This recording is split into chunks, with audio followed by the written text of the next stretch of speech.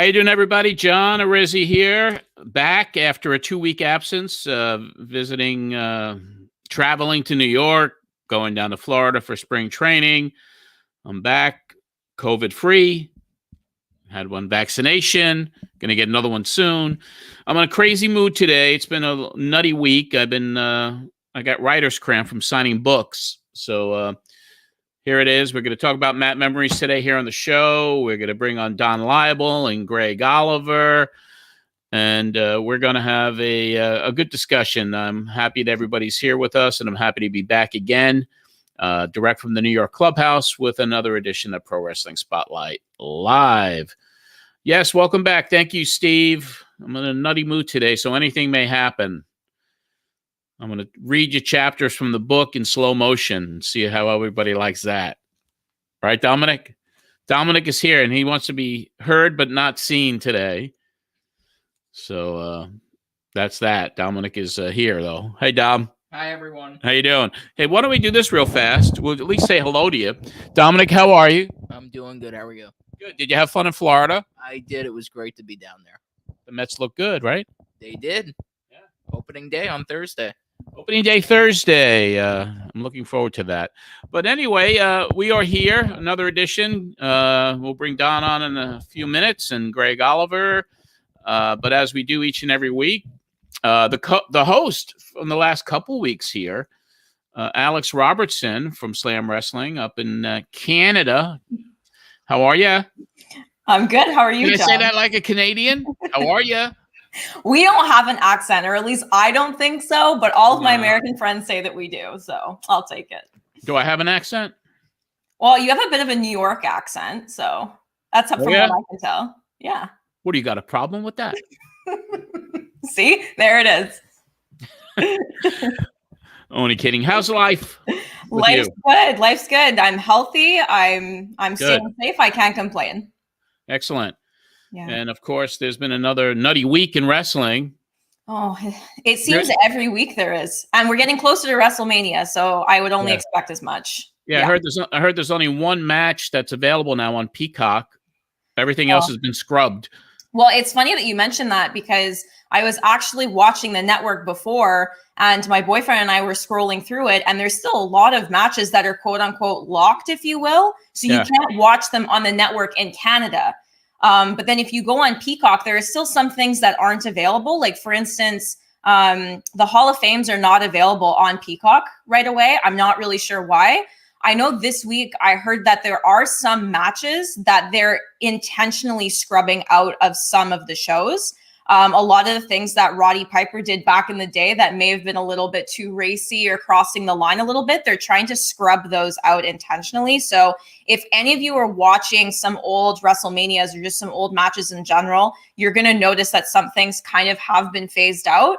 I've been watching the transition from the network to Peacock, and it hasn't been very smooth. And I don't find that the layout either is that much more user-friendly than the network was. So yeah, and you got to look at it this way. I mean, I've been watching. I transitioned over to Peacock, and I had Peacock anyway. I mean, I thought it was a great platform with NBC Universal. But watching what I've been watching on the network is the Monday Night Wars.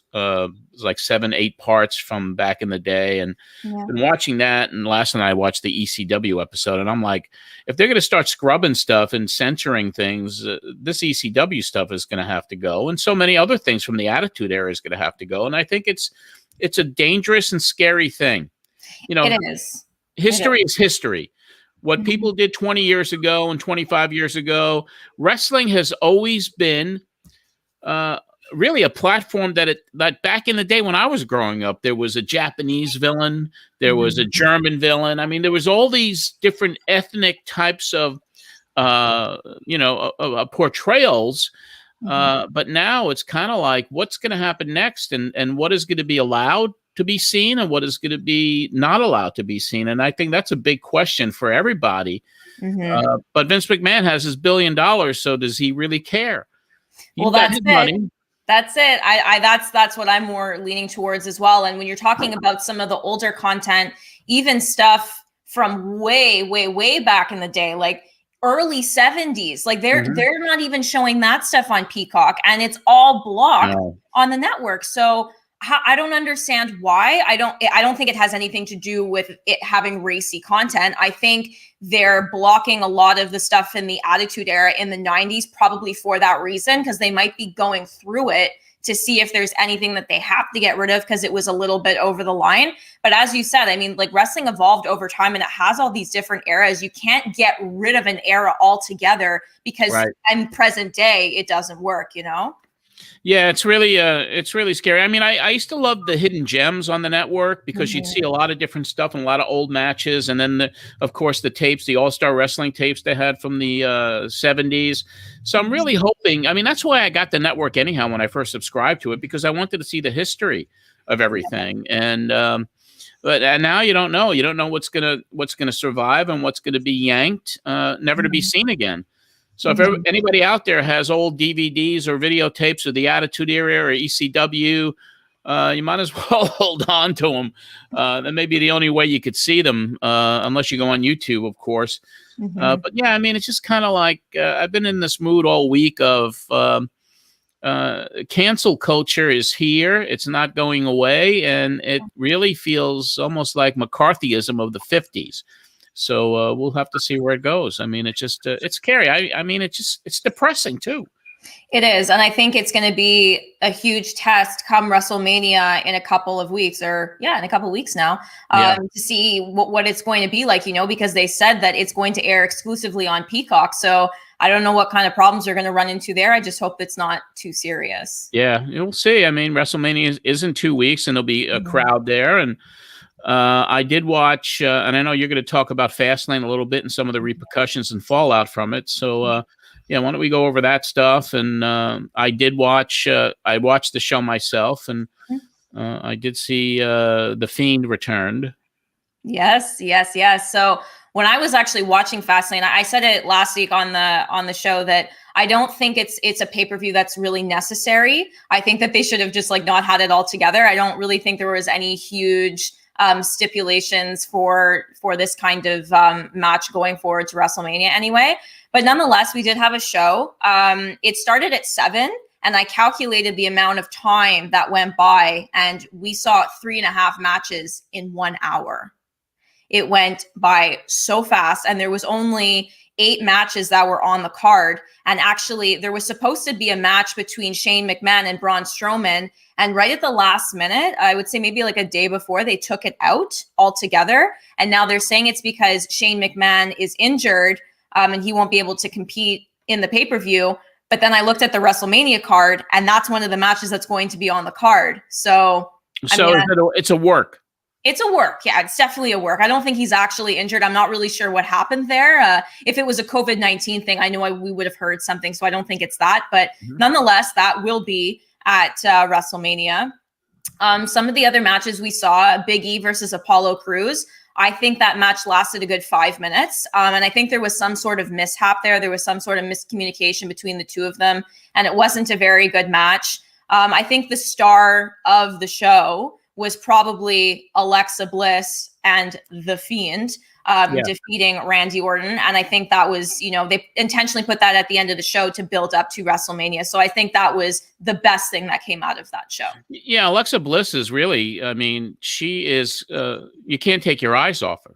Yeah. She's that good. And The Fiend, I mean, I think it's a little over the top for me, and I love the character, and I see Jeremy Priest saying the same thing. He's a mark for The Fiend. Don't judge me. You're not being judged.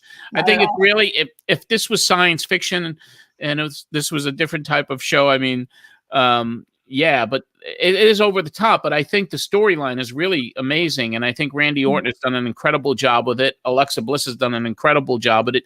It really is a very compelling thing to see. And I'm sure that once they have this match at WrestleMania, it's probably going to be one of those cinematic ones, I would guess. Yeah, I'm thinking as much as well. I'm hoping that they're going to give us some sort of like wow factor. I mean, when we talked a couple of months ago now, I guess, when this feud was still going on and the Fiend was burned alive, which is how Alexa Bliss inadvertently became the Fiend. And then that's when the storyline kind of continued. I'm hoping for that kind of a wow factor, because if they're going to continue that storyline, which I think they should, it's going to have to give us some sort of, oh my God, I need to watch more of this. But I think the thing with the Fiend, like he is a really good wrestler, a pure wrestler. And I think the character that he has from the Fiend when he was originally, and then going into this whole Bray Wyatt thing, I think it's very, very creative. And it's not something that any other wrestler is doing or can do for that matter. So I don't know. I think anybody who likes them or likes the storyline, likes the Fiend, I don't think it's anything to mark out about. I think I like it. So I think it's definitely one to watch for. Yeah, it is. And I've always, since he became this character with the Funhouse and all of that, I just thought that was just great to watch. And I looked forward to that every show. And I hope that somehow, I don't know if he can ever return to how he started this thing, because he's been burnt to a crisp, of course. I'm hoping, because I did like that end, but things evolve and then they change it and then they change direction. But I'm not going to say it's the most horrible thing that I've ever seen. It is surprising on how gruesome it's gotten and how extreme it's gotten, but it is a big part of what they're doing now. And you have three performers, Alexa and Randy and Bray, that are doing incredible things in there. Definitely. And that match will be happening on night 2. Another match that's happening on night 2 that might be a little bit more interesting than most people thought. Roman Reigns with Paul Heyman, of course, versus Edge and Daniel Bryan. So it's going to be a match. Triple threat. So, saw that coming, right?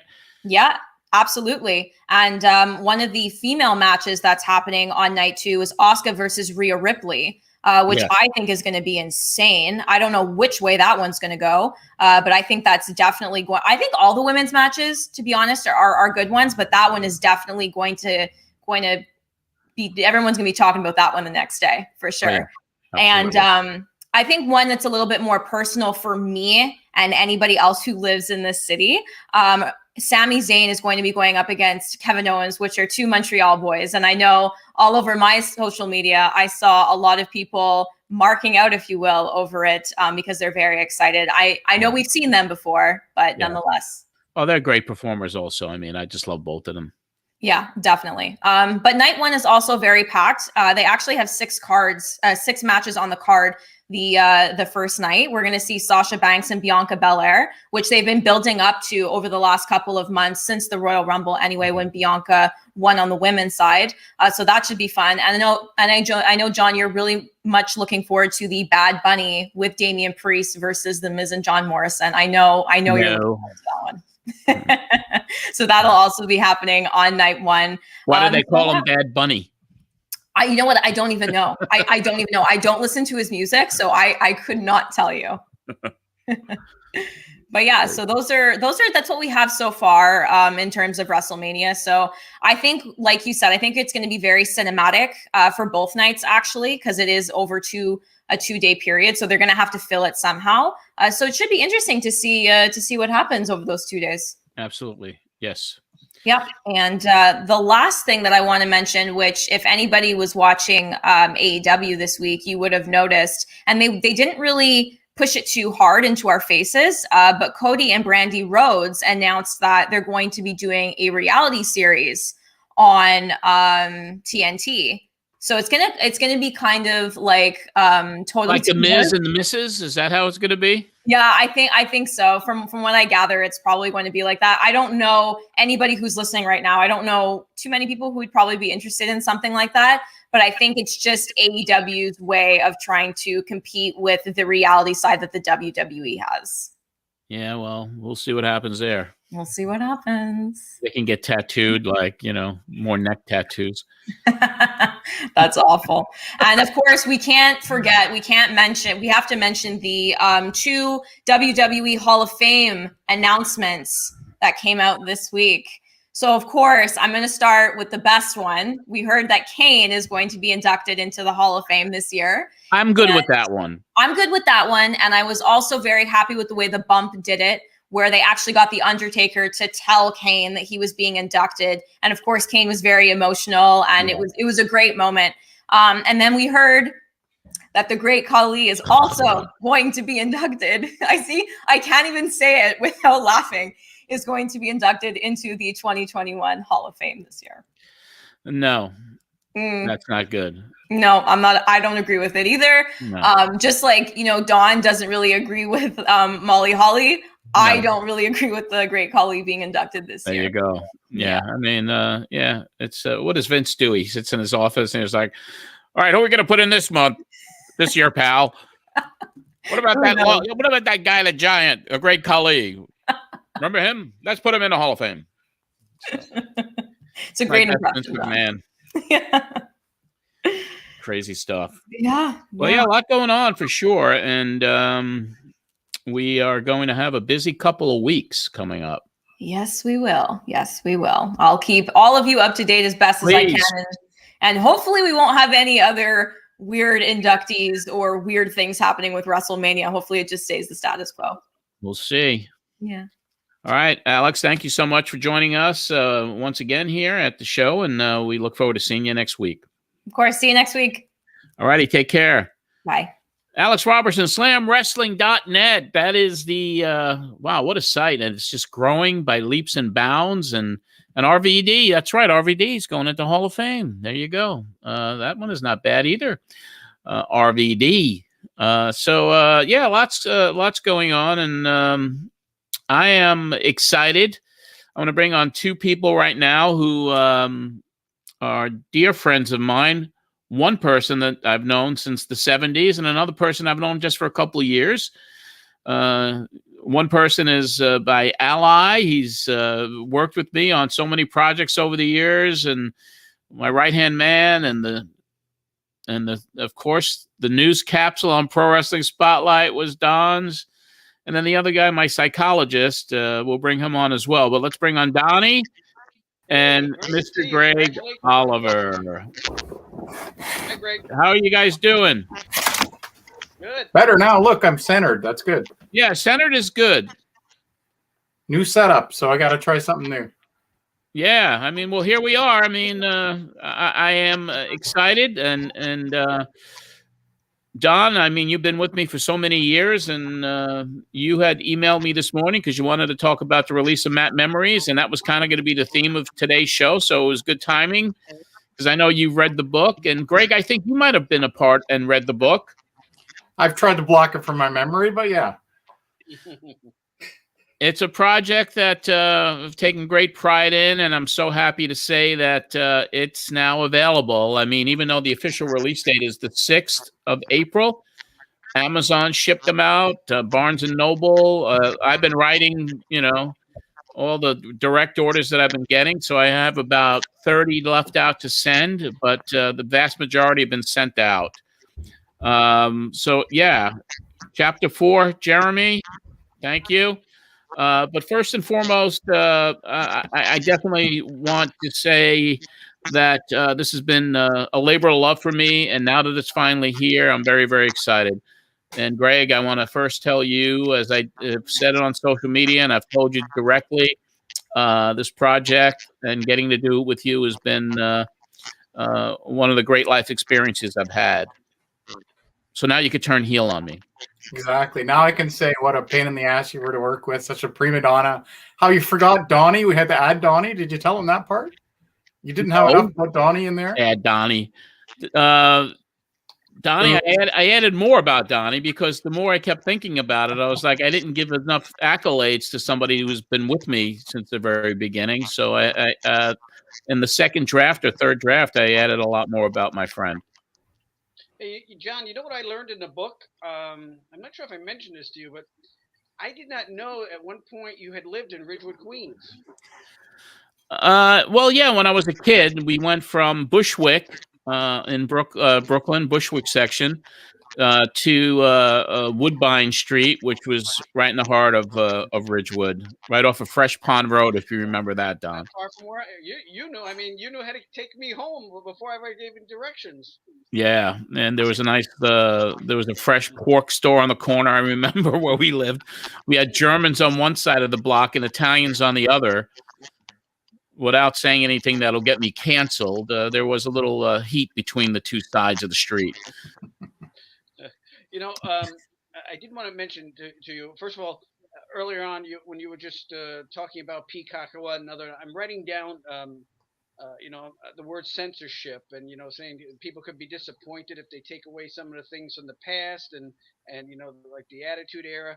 And I just wrote down quickly some of the matches that they could have tape onto video of that people may not see. Remember, there were tar and feather matches, chain, cage, strap, brass knuckles, lights out, lumberjack, tape fist, all those things that you built up to a match, and somebody in some office is going to say, that's not really good for people to see, or that's going to be, some sort of problem. It's very scary to think about that, how much may not get to see now because they won't have as much freedom because it's under the auspices of NBC. So we'll see how that develops. But nevertheless, I just want to get that out. I wanted to ask you about first thing I thought about with the book was what goes into how much time, or bring us through what you were going to put in and what you're not, especially when books, people get very personal, and we open ourselves up to things. Sometimes we don't. It's not comfortable, but it's also part of your life. And I know you put things in there about your mom and all. That had to take a lot of thinking and some soul searching. Yeah, I'm actually going to deter to Greg in a way on this because he drew a lot out of me. And I guess through the process of writing the book, there were some things that were difficult for me to talk about. And some things that, you're talking about your personal life and your family. And, your family's your blood, and those are the people you care the most about.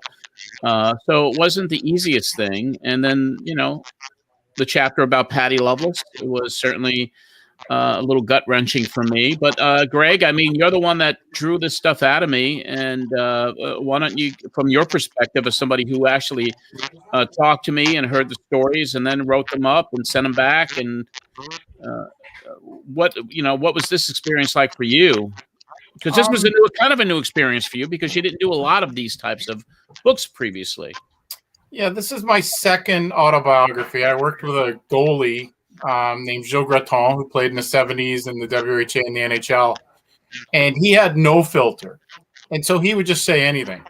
Whereas, John, by your very nature, I mean, when you get to be an executive in music and all that kind of stuff, you have to hold stuff back a bit. So I think there's a little bit of a shell to break in you to get you to open up a little bit more. I think that's the best way to describe it. And sometimes you talk about something and then maybe I'd revisit it another day. Once I transcribe it, you get a better idea. Yeah, and there were times where, we had to stop because it was getting a little too personal. Sometimes I was getting a little, flustered. Not flustered, but kind of emotional. Yeah, no, that's fair.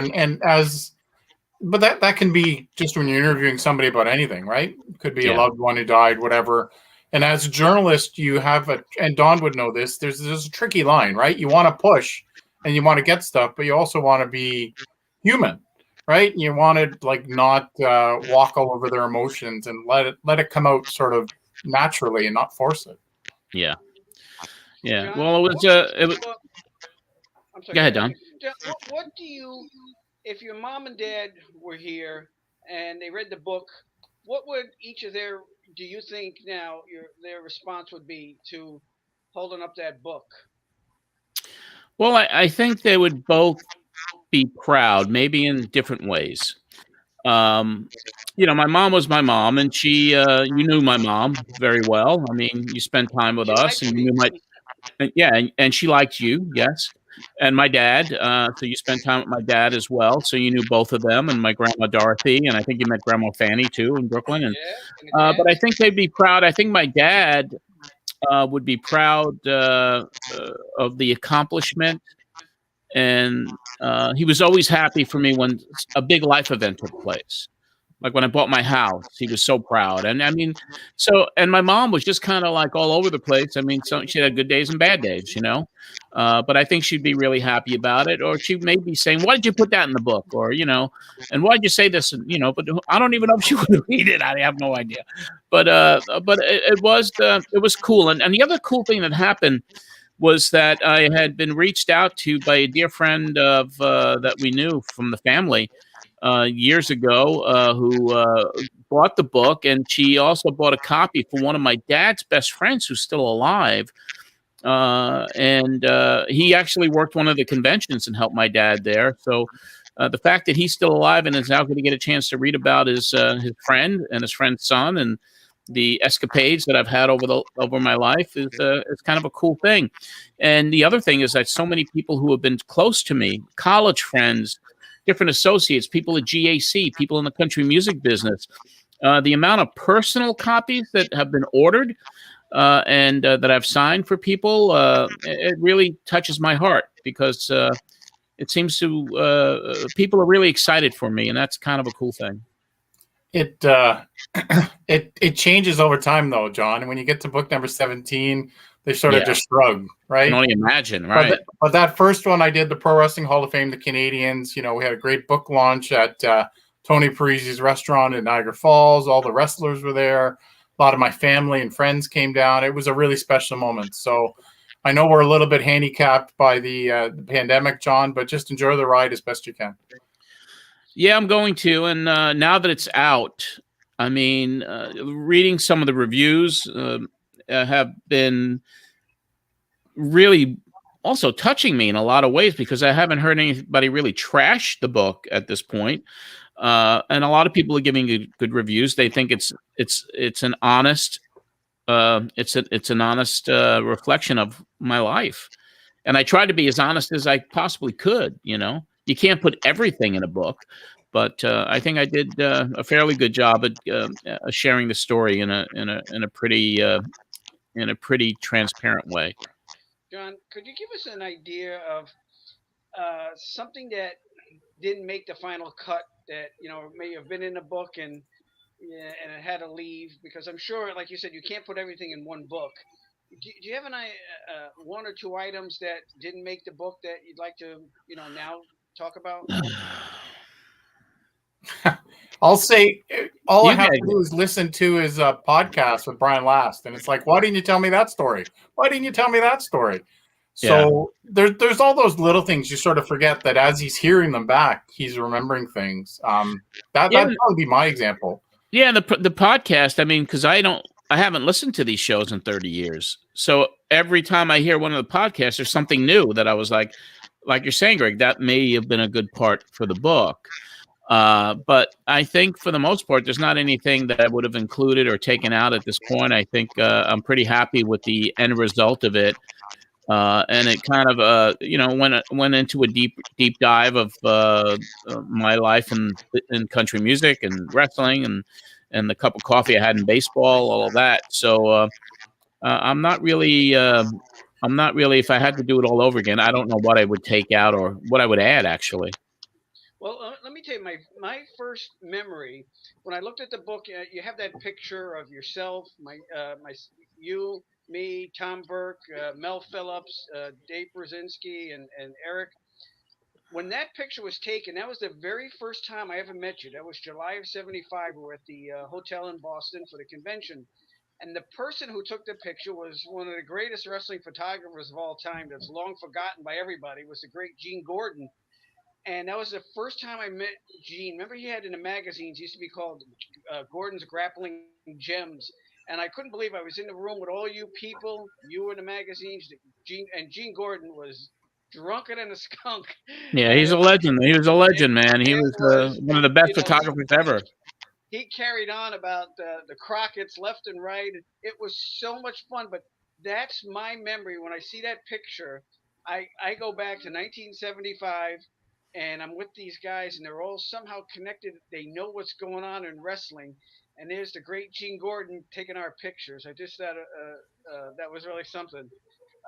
Johnny, let me ask you this: who has been the first person or one of the first people that to congratulate you? Somebody from the wrestling business. Well, I mean, Mick Foley, for one, obviously, because he wrote one of the forwards. He was really happy about it. I've heard from Conan. I've heard from Sean Waltman. I've heard from many. And Medusa, who I got together with my nephew Dominic in Florida. She was extremely happy for me. So, I mean, there has been that across the board from the people I was associated with that really have congratulated me. And the thing is, not a lot of people knew what my, especially my disappearance from wrestling for 20 something years, people didn't have a clue. Like people in Nashville don't have a clue that I'm John Arezzi up until recently, up until all the press is happening in Nashville about the book. So my identities were really separated. And, the wrestling people didn't know I was doing this, and the country music people certainly didn't know I wasn't John Alexander. So that was probably the biggest thing for me. That was definitely one of the intriguing things about the story itself. That's why you got involved. Well, yeah, there's two lives. And for me, it was a chance to learn about some other things, right? Learn about country music, I was already a baseball fan, but to learn a little bit more about the minor leagues and some of those personal stories and to get to talk to John Gibbons, it was all pretty cool. And it made for a unique story. If it's just a straight wrestling story, I'm not sure I would have jumped on John's project.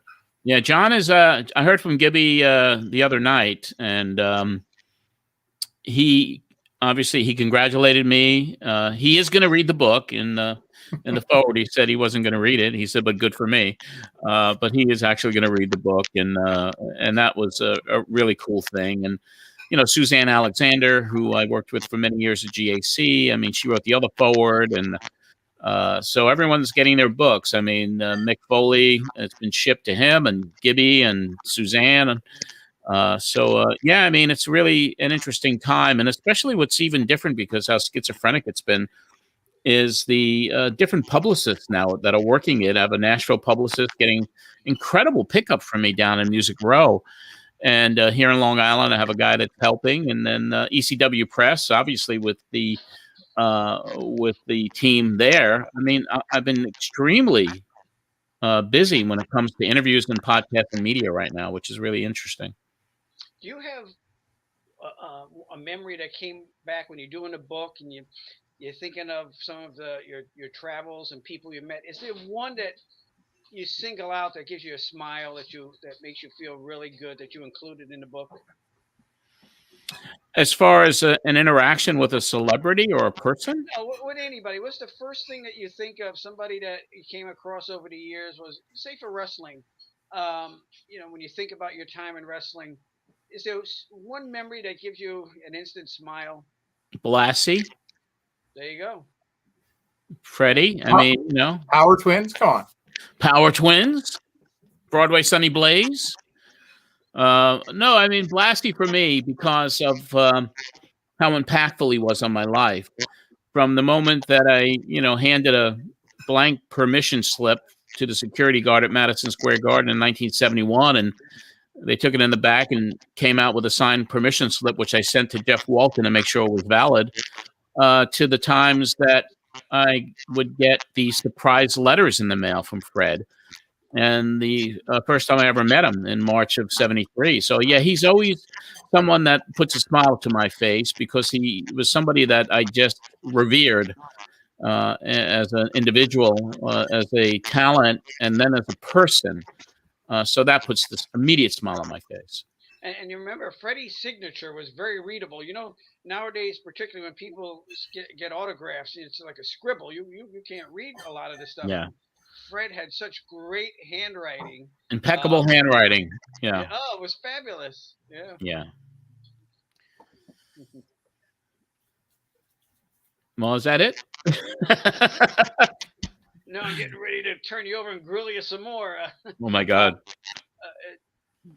Any regrets at all of something you put in, or something that somebody, some of the readers may not have cared for, or I mean, any regrets? I mean, everybody. one of the toughest things that I had to write about in the book, aside from my mom and the things that she struggled with, that was not easy to write about. But I honestly feel that my time in Nashville and my departure from the record company was a little bit difficult for me to write about, just because of how much that hurt and how that affected my life, and how I was kind of tossed out at 56 years old, where it was difficult to get another corporate job. I haven't had a corporate job since I got bounced out of Black River Entertainment. So that was difficult, because I had a great relationship with the person who fired me for the beginning of the run. And then it just kind of, you read about it in the book, but that was hard for me. And it's hard. And the other part that was hard for me was the revisionist history when it came to me discovering Kelsey Ballerini, who has six number one hits. Like, I found her, I discovered her, I brought her into the company. And, the last time I saw her in concert, I had to buy my ticket on StubHub. So it was totally revisionist history as far as what my role was to that artist who is going to be on The Voice filling in for Kelly Clarkson on Monday, That's what I'm looking forward to hearing more about the country music stuff, because I know how the wrestling community will react to stuff. And, Jake the Snake might not remember that story that you said, or, the Power Twins are waiting for the version that's all in crayon. But, with the country music, when you're getting that press and saying those kind of stories, I'm really looking forward to it, to hear whether it shakes any feathers down there. Yeah, I have a feeling it might. And then there's the person who runs the CMA, who I worked with for many years at GAC, and she. I just kind of told it the way it was, the way business operates in Nashville, Tennessee, and the music business, and that's my experience. That's what happened to me, and that's how I know the community. I mean, if you're in, you're in. If you're out, it's like you never existed. So it's definitely going to create some waves, and we're getting a lot of interest down there, which is kicking in. I got 2 or 3 television appearances booked next week via Zoom, and we'll see what happens. I mean, this is the thing about a book and about a memoir, a biography. You don't know how it's going to be received, and we'll see what happens. I mean, you have your life out there, and that's the most anxious thing for me, is like, how are people going to think about me after they read the book? So far, it's been really good, but we'll see. Johnny, if you were not the author and you were reading this book, and you see how somebody survived, your personal life, you're in wrestling and dealing with baseball and Shelby, and then music. What would you think of that author? If you're reading their book, what would you say? What would your thoughts be? Well, I mean, I find it, I always like biographies, whether it's baseball biographies or people in the music business. I like to hear the stories. I'm a huge documentary person as well. I watch a ton of documentaries. That's almost all of the television shows that I watch, other than cartoons. I love my cartoons. Kidding. But yeah, I mean, for someone reading the story, I mean, if it's a compelling story, if it's about a life's journey that takes you in different twists and turns, I mean, that's, you want to go along for the ride. You want to be on that roller coaster. And I heard from a couple of people, or one individual especially, is that this individual felt like he was in the story with me, and that every other page had an holy shit moment, like all of a sudden there's me and Donald Trump. I mean, there's me and the Pagula family, and who own the Sabres and the Bills, and the billionaires I associated with, and the artists I associated with, and the different personalities, like a Taylor Swift knocking at the office door when she's 14 years old, handing out demo CDs.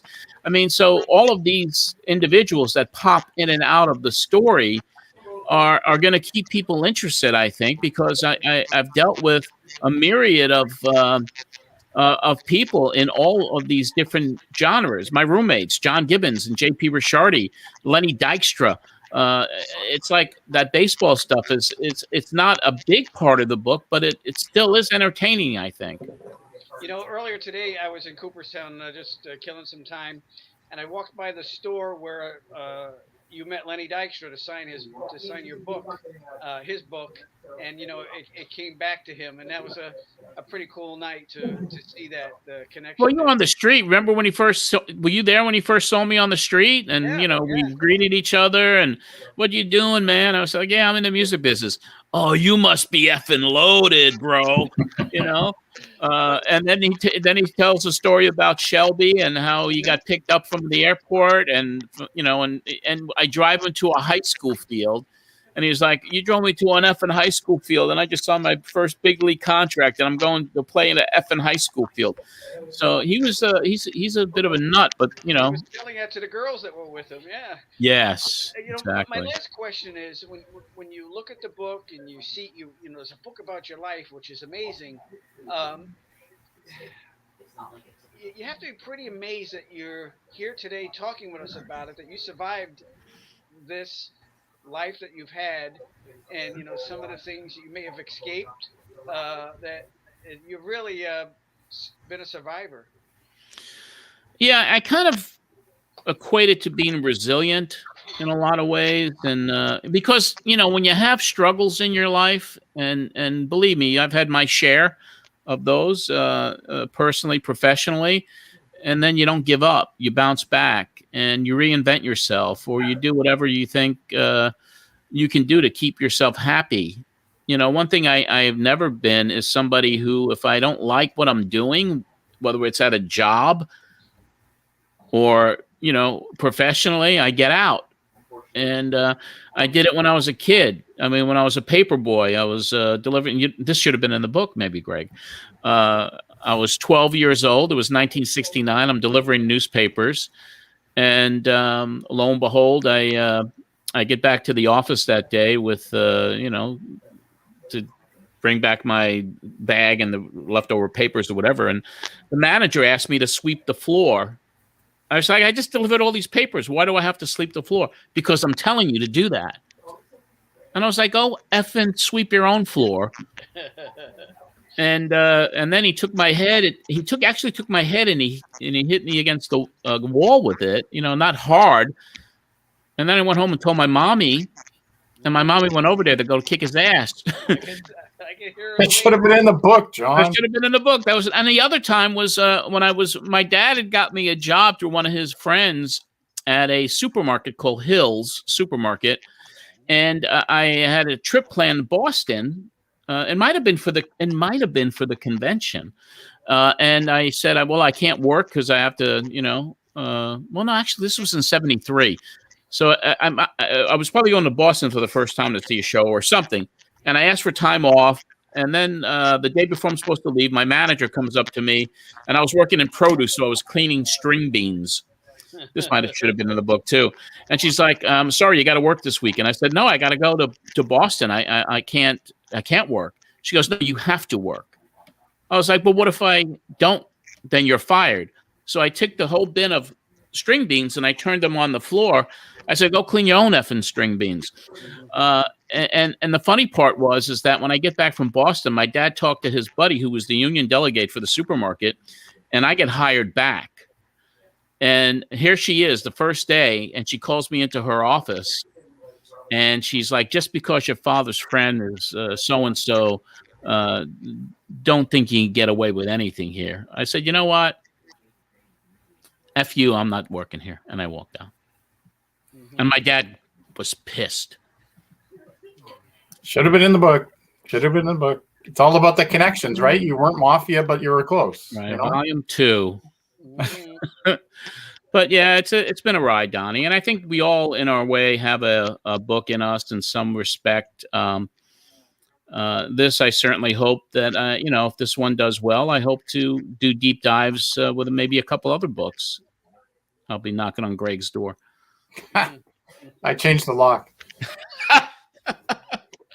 But yeah, I mean, I'm excited. It's here. It's out. It's we'll see what happens with it. I think sales are good so far. I always look at those Amazon charts every day, and I haven't seen the book drop out of the top 10 in new wrestling bios in 3 months. And it hit number 1 the other day, and it's, I think, number 3 right now. But we'll see where it goes. And I do have a temper, Jeremy. Yes, I do. I have as my nephew says, you've seen me have, he calls them explosions. Because I can take so much, and then I go a little nutty. And sometimes I just go nutty for the stupidest thing. I'm going to ask Dominic a question, and you don't have to be on camera, of course. What is the most idiotic explosion that you ever seen from me? And you have a lot to choose from. You know which one it is. It's in Port St. Lucie. No bats. The bats. I'm going to have Dominic explain the story, and you remember it. We were down at Port St. Lucie for spring training, and we decided to go to a batting range, remember? And so you take it away. So we went to the batting range, and you would figure they would have bats, but we didn't have bats at the batting range. So he just starts screaming, "No bats! No bats!" They didn't like me in there. Yeah, and everybody starts looking at you because I have a loud voice. You are very loud. And I'm big, So what's this big fat fuck going to do? Go in the batting cage and do what? There's a good thing he doesn't have a bat. And the next year we did bring a bat, so... Yeah, I've had crazy explosions, but I think we all have. Back to the batting range. That's what I said, Don. No like Happy Gilmore. It was crazy. But, I am a bit of a nut, and I have to admit it. I am crazy in a lot of ways. I'm a bit of a schizophrenic, and it's proven by my different identities. And someone was asking me to explain all of my identities. He said, "Who are you? Is it John Arezzi? Is it John Anthony Arezzi? Is it John Anthony? Is it John Alexander? Why? You ever hear of the 3 faces of Foley? Right? So I'm the 4 faces of Arezzi, I guess. I don't know. 4. Well, John Anthony is the other name, right? John Anthony, John Arezzi, John Anthony Arezzi, and John Alexander. So John Anthony Arezzi is another name. I guess you could say that. It's too many for a cover, so we had to choose. Right. Exactly. But anyway, at least I feel a little famous now. I was like, Alexa, who's John Arezzi? John Alexander Arezzi is an author of at least 1 book, Nat Memories, My Wildlife in Pro Wrestling, Country Music and with the Mets. There, you made it, right? Wow. You got to put that on your answering machine or something. That's great. Yeah, when that first happened, because I ordered my own book, so they say, Alexa, where's my stuff? And then they say it was delivered. And then I just said for shits and giggles, I was like, Alexa, who's John Arezzi? And then she went off. So, wow. Kind of cool. Greg, are you in there? I've never done that on Alexa. Yes. I don't have one. We're going to interview Alexa now. Alexa, who's Greg Oliver? Greg Oliver is an American college football player. He is a safety for the Portland State Vikings. Nah, shut up. He has another identity as well, see? Yep. Yeah, you can tell. I look like a football player. Well, anyway, it is what it is. It's all right. I'll live with it. So it's been a fun ride. You never know where the next projects are coming, and ours came together pretty quick, John. It was out within 2 years, right? So a little less than that. A little less than that. It was a process. It really was, and I'm happy it's here. So I hope I'm not boring anybody out there. But this is a big day for me, because next week I'm going to be at the Wrestling Universe, and so there won't be an official show like this. We'll do some streaming from there, but and then the book officially releases April the 6th, and so I mean this was really the opportunity to kind of share this with the viewers of this show. Next week when you're back in New York, that really has to be surreal. That these are places where you put on your conventions, where you had public appearances, and now people are going to be lining up for you to sign your book. That is just so surreal. Well, I hope so. I mean, they do. I hope so. I mean, Ted DiBiase will be there, and Greg Valentine and Brutus Beefcake. I wonder if I should talk about Venezuela with Beefcake. There you go. And IRS. I've done those signings where there's nobody, John. So at least it's in a wrestling environment like that, so you'll be okay. But yeah, sometimes, the bookstore invites you and you sit there and, your cousin shows up with his family and one guy that won't leave. So you just don't know what's going to happen. So, but the wrestling environment and those stores like that are great for this. Yeah, I'm looking forward to next week. And of course, I got the built-in crowd. I mean, the built-in crowd is coming for these great legends that are going to be there, and I'll just be there with my book, and I'm happy that Jack from Wrestling Universe has given me the opportunity to be there. And a matter of fact, I am going to be doing my first wrestling convention on April 24th in Georgia, Rome, Georgia, and it's at a huge event down there, and it's called Superstar Fan Fest, and they have the Four Horsemen, Missy Hyatt, Lex Luger, Steamboat, Slaughter, Tony Atlas. There's a shitload of guys there. So I'll be doing that. That'll be my first one. It's about 3 hours from where I live in Tennessee. And then I'll be doing one in Tennessee on May 1st at Music City Toys and Collectibles grand opening with Dan Severin. So I'll give more information about that stuff. But also a little teaser for everybody. I had a really good meeting today with a dear friend who Don, pretty well, Sunny Beach, Rick Allen. And we are actually talking and going to be meeting about a Weekend of Champions reunion. So hopefully more details. Rick definitely wants to do it.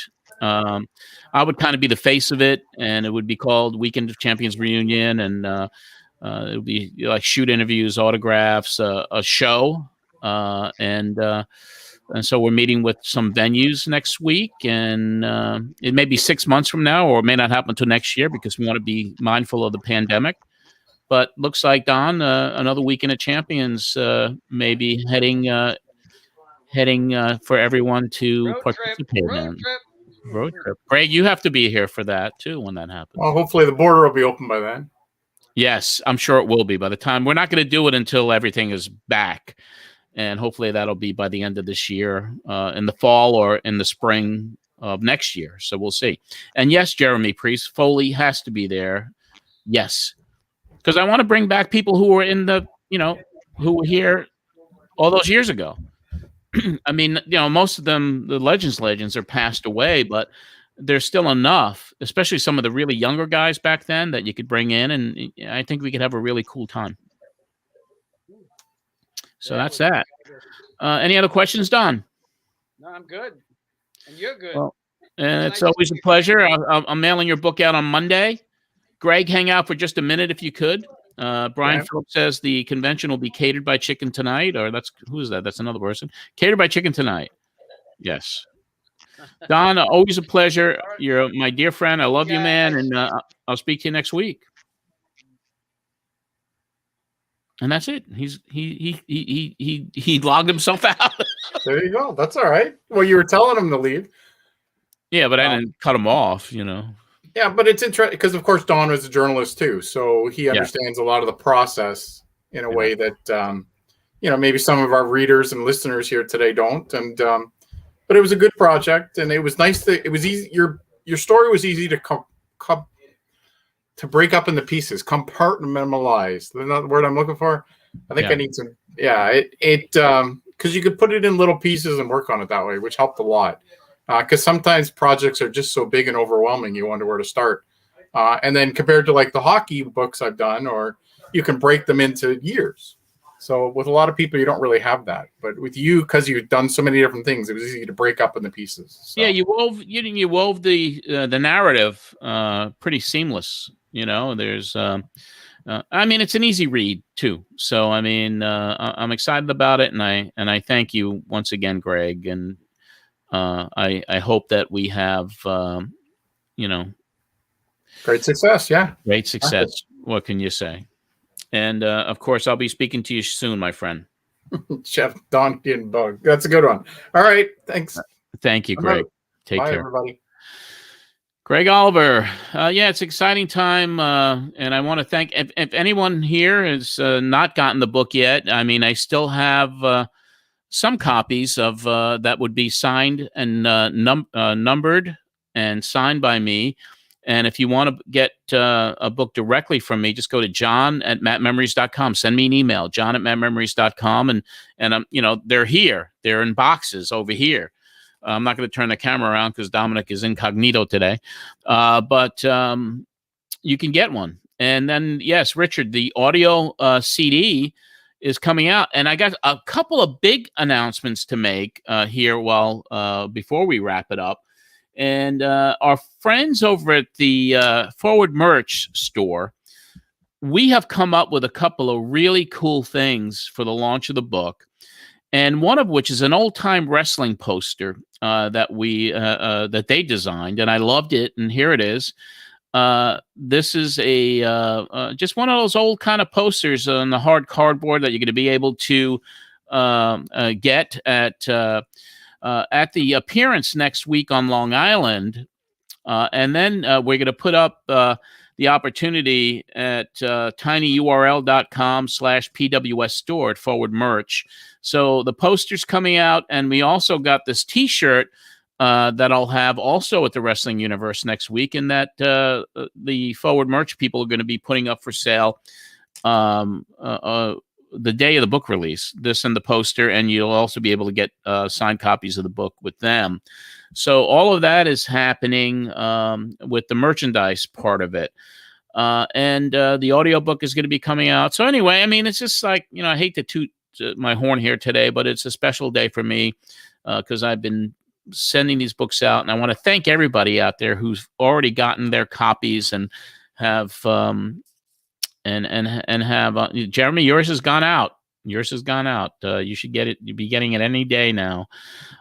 Most of them have been gone out. So we'll be, I'm not going to talk too much more about this book. I mean, you're probably tired of hearing about it, but it's here now. I want everyone to get a copy of it if you haven't already. And audio book comes out May 11th.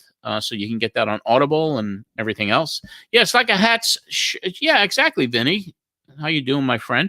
It looks like a hat show print from Broadway. That's how we designed it, because we wanted it to look old school wrestling, as well as like a Grand Ole Opry poster, and they did a fabulous job with it. So that'll be available next week. I'm going to be at the Wrestling Universe from 1 to 4 p.m. next Saturday, Jericho Turnpike in Comac. That'll be my first signing. I'll have books there. I'll have T-shirts. I'll have posters, and I just want to thank you all. Adrian, thank you so much. Yes, Jared, I think I signed yours and sent it out in the mail too. I mean, I was overwhelmed by the number of people who ordered this signed and numbered edition. So the boxes were delivered, and when I got back from Florida on Monday, I started signing and sending out 20 to 30 a day. I sent out almost 40 this morning. Before I had my meeting with Sunny Beach. And other than that, let's see what else is going on. I'm doing a lot of great podcasts. If you didn't get a chance, Wrestling Observer Radio with Dave Meltzer, I did that last Friday. It's up there if you are a subscriber, or I think it's even a free piece of content. And any fans of the Jim Cornette Experience, I spoke to Jim and the great Brian Last for about an hour earlier this week, and that's going up tonight. So that's all about stories from the book and other stories that will make people laugh without a doubt. It was a funny interview, and I got a lot of them coming up. So the Jim Cornette Experience, and as new podcasts are taped and dropped, I'll share links on my socials with everybody as well. So, I mean, we're right approaching 7 o'clock. Any questions I can answer for any of you guys before we wrap it up for today? What do we got here, Dominic? Anything good? I like to cater by chicken tonight. Cameo. I don't think there's a demand for me on Cameo. Believe me, if there was, I'd give it a shot. But I think the Power Twins would be better on Cameo. Pro Wrestling Spotlight yearbooks. Interesting. Is there a crayon version for the Power Twins? Yearbooks, we're talking about a series of baseball cards, actually. I mean, when it comes to some of the archives, so Forward Merch, we're talking about doing some baseball cards.